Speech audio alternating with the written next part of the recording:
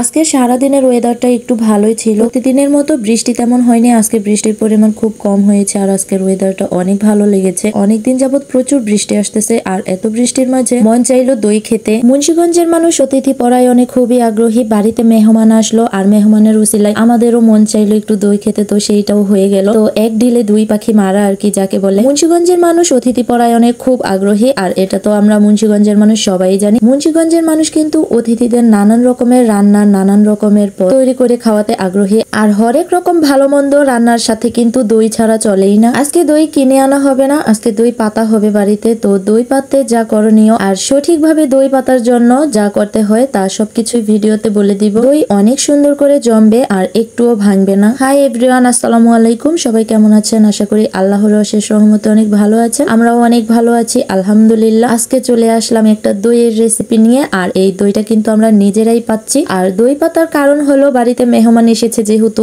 আর নিজেদের জন্য পাতা হবে, তো দুই মিলেই একই কাজ। আর আজকে দইটা কিন্তু অনেক সুন্দরভাবে পাতা হবে। তো আগেই বলে রাখছি, দইটা কিন্তু কোনোভাবেই নষ্ট হবে না, খুব সুন্দর পারফেক্ট একটা দই হবে। পারফেক্ট দই বানানোর জন্য কিন্তু একটা সূত্র আছে, আমি বলে দিব। তো আপনারা তো দেখেছেন কলসিতার গ্লানে করে দুধ রাখা হয়েছে। তো 13 কেজি দুধ এইখানে আছে। 13 কেজি দুধ একটা বড় পাতিলে করে মাটির চুলায় রান্না করার জন্য নিয়ে আসা হলো, মানে জাল করার জন্য। আর এই দুধের মধ্যে কিন্তু কোনো রকম কোনো পানি মিশানো যাবে না। আর অন্যান্য এলাকায় হয়তো পানি দিয়ে তারপরে দুধ জাল করা হয়। পানি যদি দেওয়া হয় তাহলে দুধ জাল করে লাভ কি, এটা আমি বুঝি না। দুধ যত তাড়াতাড়ি ঘন হবে, লাল হবে, দুধটা গাঢ় হয়ে যাবে, তত তাড়াতাড়ি দই পাতা যাবে। আর সেহেতু পানি দিলে তো দুধ আরো পাতলা হয়ে যাবে, আর এটা অনেকক্ষণ জাল করতে হবে। যাই হোক, এত হয়রানির দরকার কি? যতটুকু দুধ ছিল ততটুকু দুধের মধ্যেই জাল করা হবে, এখানে কোনো পানি মিক্স করা যাবে না। মাটির পাতিলে করে দই পাতা হবে। আর দই জিনিসটা কিন্তু মাটির পাতিলেই খেতে বেশি মজা। দইয়ের জন্য দুধ জাল করা হচ্ছে,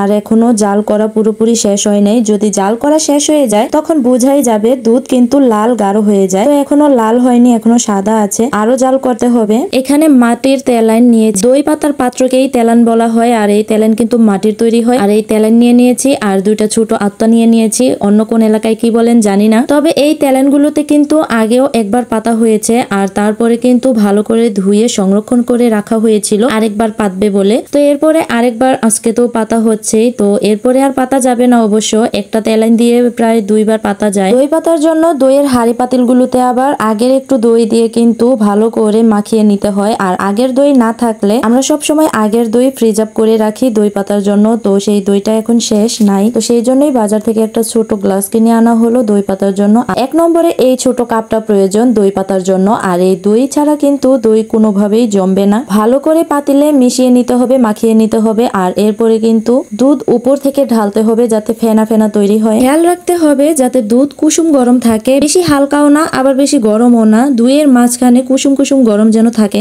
এরপর দুধ উপর থেকে উঁচু করে ঢালতে হবে যাতে ফেনা উৎপন্ন হয়। আর দই যখন জমে যাবে তখন এই ফেনা কিন্তু উপরের স্বরের প্রলেপটা দেখা যায়, আর তখন এই প্রলেপটা কিন্তু খুব সুন্দর দেখা যায়। দই শক্ত, সুন্দর ও রসালো করতে কিন্তু একটা ট্রিক্স আছে। আর দই কিন্তু সবাই পাততে পারে না বা পাততে ভয় পায়, জমে না বলে।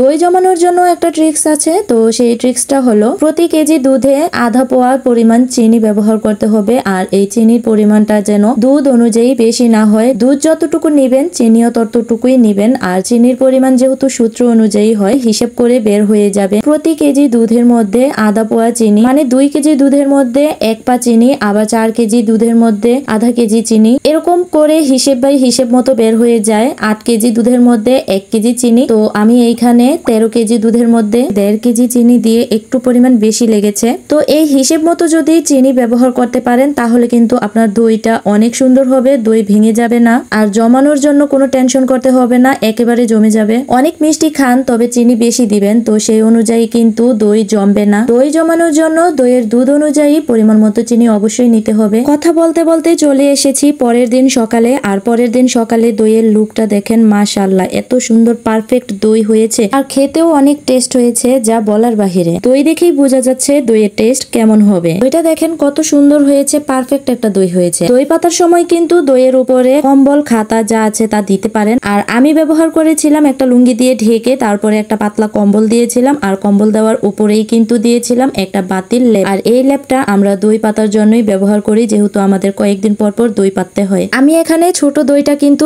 এপাশ এপাশ ওপাশ করে কতভাবে নাড়িয়ে দেখলাম, কিচ্ছুতেই একটুও নড়ছে না। কত সুন্দর হয়েছে। দই পাতা রেসিপিটা আপনাদের কাছে কেমন লাগলো তা অবশ্যই কমেন্ট বক্সে জানাবেন। আর যদি দই পাতার রেসিপিতে আমার কোনো ভুল থাকে তাহলে সেইটাও কমেন্ট বক্সে জানাবেন, শিখে যাব। তো সবাই ভালো থাকবেন, সুস্থ থাকবেন। আল্লাহ হাফিজ।